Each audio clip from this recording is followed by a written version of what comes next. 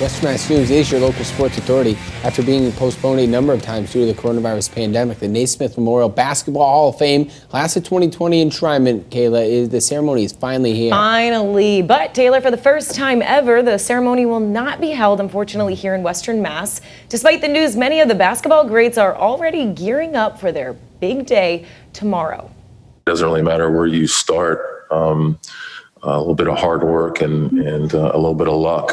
The top NBA players of the world making their way to Connecticut for this year's Basketball Hall of Fame enshrinement ceremony. 15-time NBA All-Star and 3-time NBA Finals MVP Tim Duncan is one of the special players getting inducted into the Hall of Fame. Flashing back to his time right before the draft in 1997, he tells Western Mass News it's the relationships he's built with his teammates and former head coach Greg Popovich that will forever stick with him. It started there. It started him going out of his way to want to know who I was as a person, wanted to meet my friends, wanted to meet my father, sit down and speak with him.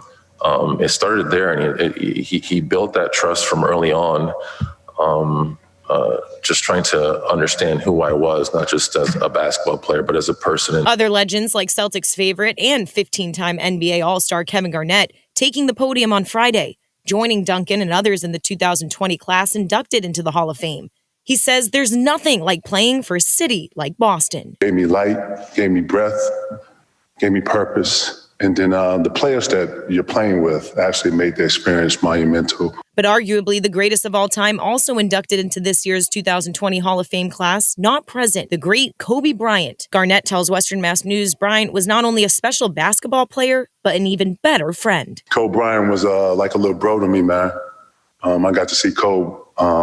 He was very young and not as polished as everybody's got to see him. When he was very vulnerable, we were both vulnerable, we were both young. And we used to always interact with each other with that youthfulness, with that kid persona. We always talked the game, cracked a lot of jokes on each other, but at the end, it was two very fierce competitors. Garnett also saying afterwards, Kobe is extremely missed by everyone. And Kobe's wife, by the way, Vanessa Bryant, will be making a speech tomorrow in honor of her late husband. The enshrinement ceremony kicks off at 3:30 at the Mohegan Sun in Connecticut.